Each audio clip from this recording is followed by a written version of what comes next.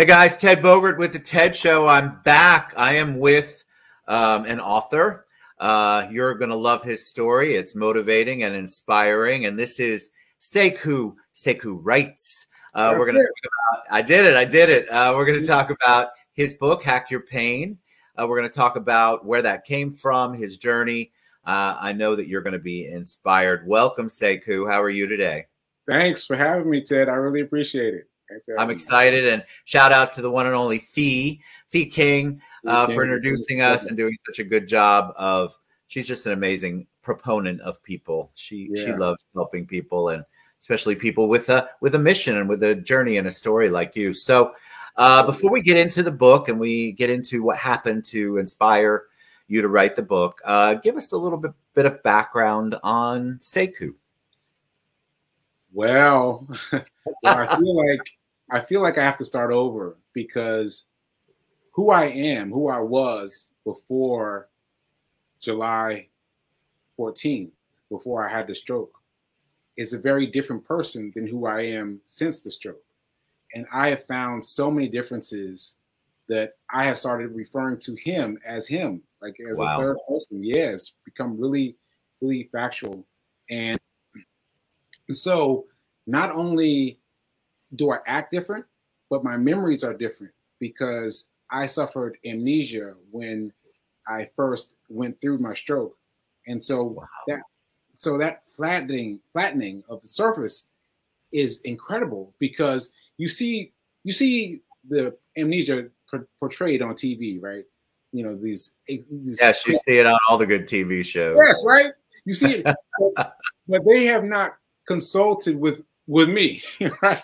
They're not, because I've experienced it. And let me tell you that what was interesting is that everything was flat and even and not there's no anger. There's no anger. Like everything was even keel. And so I woke up in this hospital and I was like, oh, my arm doesn't work. But there was no angst about it. I was like, oh, my arm doesn't work. And I can't imagine that now that I've grown out of it a little bit. But the difference between knowing something and having a relationship to it was really challenging for me. So I say all that to say that me telling you about myself really starts with the post-stroke me. And the new you, the new you. All right, tell us, because I didn't. We haven't posted the bio, which we will. Tell us, you brought up a stroke. That's it. That's a life-changing, sometimes life-ending experience. So you're young. Tell us about everything leading up to that you know, and what happened. Yeah. So I was running what's called a run streak. What that means is you commit to running a mile every day. And so you commit to that for X amount of days. And so what I did for June, so this was, June, a few Junes ago, I committed to running a mile a day for the 30 days of June. And so I was going to have 30 miles, right? But I ended up with 62 miles instead of 30 miles. And I was like, how did this happen? How did I get more miles?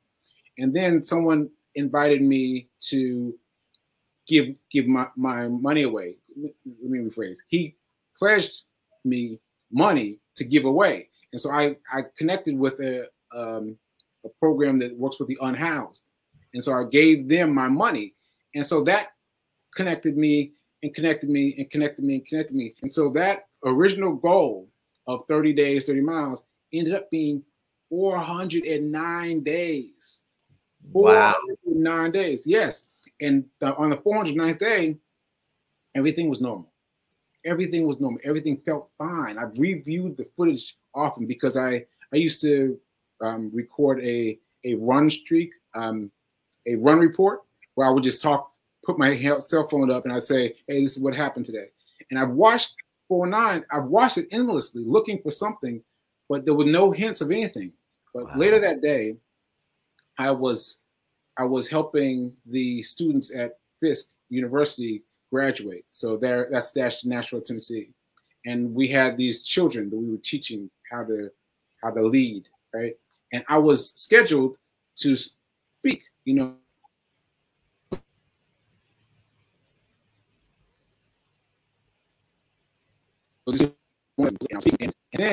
And then I felt myself slipping. And I felt hands on my back, and then that's it. Like what I remember of that event was very quick, right? I was there speaking for everybody, speaking for your children. You get your children, and we're doing so many things for your children, and then I couldn't think, I couldn't process, I couldn't move. And I was falling back, and someone was holding me up. And I remember being held up by some stranger's hands, and then that was it. And then for all these months later, there were these little snippets of time where I recognized something that I was supposed to recognize, but I didn't. Like my mom came to see me, and I recognized her as a friendly spirit, but I didn't know that she was my mom because my amnesia was that strong. Like I didn't know that my best friend who come by to help me out because we were running together, I didn't know him. I didn't know anybody. I didn't know anything. And so it's been really hard for me to deal with. But I will say that coming up on July 13th, 14th is really my birthday to me. Even though this is my birthday month, you know, my birthday was just a couple of days ago. Happy birthday to me. Happy birthday to you. Thank you. But my real birthday is July 14th because that's the day that I lost everything and got everything back at the same time. What a beautiful way to frame that, because I think a lot of people in your situation would be bitter, angry. I mean, I would think you'd be thankful coming out, but I've had a lot of people that I know who are stroke survivors, and they are changed, and sometimes it's not for the better. Yes. Sometimes it is for the worse, and they miss that old person, and that old person, like you said, is completely gone. I mean, you have snippets of it and remember it, but it doesn't mean that's you anymore. It's not you. Yeah. I love how you to describe yourself as that. You refer to that person as him or a different entity, a different person, because in reality, that's exactly what he is. Yeah. And the effort to become who you were becomes a very charged energy. Everybody's trying to get you to become who you were. And so it was difficult for me to separate the push to become who I was and let myself become a new person. That was hard. And now that I've done it, I feel different. I feel lighter almost. I feel more open, more free. So Fee will tell you, she said, Fee and I know each other for decades, right? And she talked about how open I was. And I was like, wasn't I always this way? She's like, no, you were not. You were not open this way. And so I've been much more open in terms of everything now than I was then, you know? It's amazing that journey. And I'm very glad that you shared that you've looked back at footage and you have nothing leading up would have led you to believe that you would be having this massive major stroke and to have experienced what you've experienced, but you took this, right? You have a very gentle spirit. Like I can tell you're definitely open is how I would describe it. And so you took this though, and you wrote a book. So let's talk about Hack Your Pain. Because I want to know what hack is. And I think a lot of people would like to hack their pain and they would be better for it, or at least more evolved for it. So talk about your journey on that with that. Now listen to this, Ted. You're going to surprise you're going to be surprised by the answer. So Hack Your Pain Now is a book that I wrote years before any of this ever happened. Years before my stroke, years before the pandemic. I wrote it kind of during the pandemic-ish, right? But mind you, I had amnesia. I was like, oh, this is my mom's house. Okay, this is the house that I grew up in. Okay, like I was discovering things around me, and I found the stack of paper. I was like, what's this? And I looked at it, and it took me a long time to read. Now that was a scary moment. That was a scary moment because I am an author. I am a writer. I am a journalist.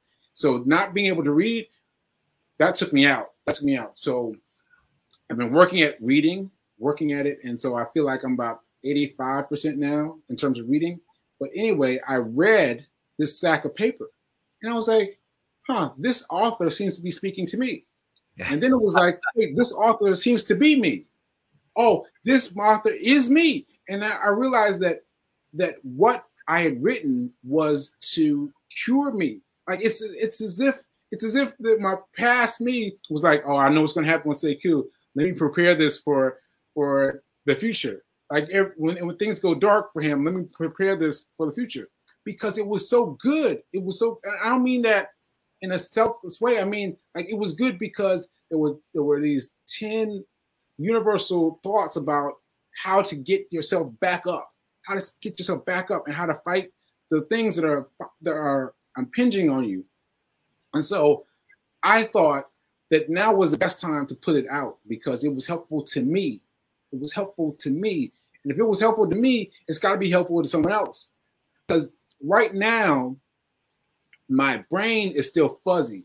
Like I could not edit this. I could not write a book right now, unfortunately. But I added one word. I added now.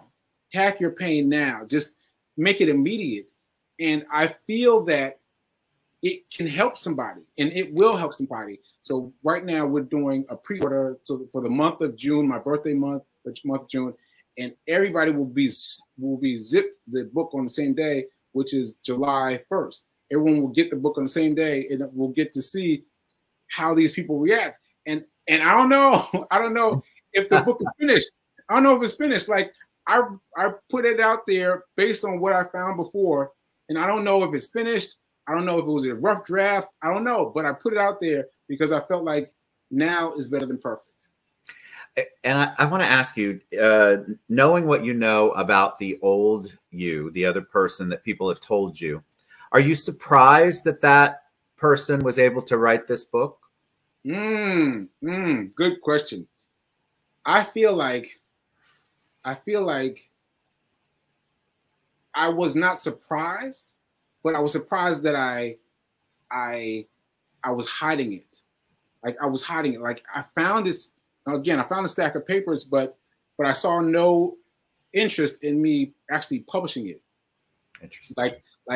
Like I was holding on to it, and I was holding on to it for painful reasons. And that's been very interesting because even though I'm talking about this pain, this great emotional pain that I'm going through, that I'm trying to work myself through, I don't have any connection to the pain anymore. Like I recognize that he was going through pain, but I'm just like, oh, he was going through this breakup. Oh, he was going through this thing, the other thing. But I have no emotional connection to it. It's like, for me, it's like watching a movie. And so the things that made him reluctant to publish a book are like, hey, let's just get it now. Like, let's just get it out there and put it out there for someone else to benefit from. So if somebody's listening, and obviously I want people to go to SekouWrites.com, and we'll have all the links in the comments and the body of the post. You should be able to see all of that so that you can get your copy. What's a hack that you can share with someone? What is something that you can give us a little insight in, and maybe not just a teaser, but there's a lot of people who could use this advice that you're going to give and share with the world. What's one little piece of something you could share? Yeah. So one piece was smile. And it's a piece that is overshadowed. Like you don't think about it. But when you're in a bad place, because ultimately, not initially when I first woke up, when I first became aware, I had amnesia, but as I became aware of the things that I lost, the differences in my mind, the way my mind works, and all of those things that make it hard for me to continue to do what I'm trying to do. Like you know, there are days when it's just like, oh man. And so the art of smiling is an art. And so what I wrote in the book, what he wrote in the book, is that you can take a pen and put it in your mouth sideways. And that physical act charges your muscles and charges your mind with the whatever feelings, the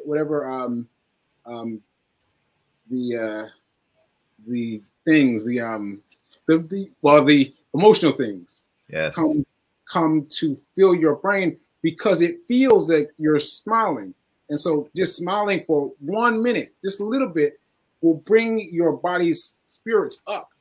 And just knowing that was very, very helpful to me, because there have been times, I mean, let me just give you an example really quickly. So yesterday, this book, I was trying to get this book finished, this Hack Your Pain book, Hack Your Pain Now book done. And I couldn't find the button to collapse my words into the text, right?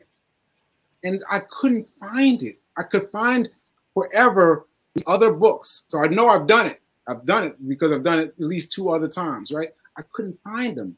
And so I had to call a neighbor and I was like, can we meet and talk? And she found it in 5 minutes. And I was like, oh, wow. And you know, so that kind of thing, I have to remember to smile. I have to remember to smile and be cheerful about the fact that I'm still alive, about the fact that I survived this, about all the things that there are to be grateful for. Smile. Perfect. All right. I want you all to go out and get Sekou's book. I want you to get the pre-order done. Sekou Writes. You can also tell them if there's another link. Well, we've got most of the links, but we'll make sure that gets out to everybody, because I feel like there's a lot of people who are in pain and have absolutely no idea how to begin, because the pain is overwhelming. And so they don't know how to even take the first step, because there's so much to overcome. So I love the title of this book. I love this story. One of the reasons why I don't dive deep before I do an interview is because of this. You're a prime example of that. I didn't know that story. I knew nothing. And I'm just shocked and moved and motivated and inspired by your words and your journey. And I know that a lot of other people will be too. Well, all right, Sekou, tell them one more time what's the best way they can find you, get the book, all that good stuff, social media, anywhere that you are. Okay, so SekouWrites.com is my website. That's the best way to reach me. SekouWrites.com. And it's at Sekou Writes on all the social medias, at Sekou Writes on all the social medias. And the book, just go straight to Amazon and just type it in, Hack Your Pain Now. Hack Your Pain Now. Hack Your Pain Now. And it'll come right up and you can order the book. And so the trick is, it's good at a cheaper price until the end of June, and then it kicks up in price in July. So make sure you grab your book today, this month. Get your book. It's 28th of June. What a blessing to have you on. Again, shout out to Fee. She certainly knows a beautiful journey when she sees it. What a blessing. And I would love to invite you to come back after a month or so that you've sold the book and been talking about the book and getting people's feedback on how it's changed their lives. I think that follow-up story would be even more motivational for people. Thank you for taking time out. You all go to SekouWrites.com or go to Hack Your Pain Now on Amazon to get your pre-order before the end of June. Thank you, Sekou. Thanks, everybody. If you're in pain, please reach out, get some help, do anything that you can. You've got to take that first leap. Smile is a great one. I love that. But get your Hack Your Pain Now on Amazon. Thanks, Sekou. Have a great one. Blessings. We'll see you.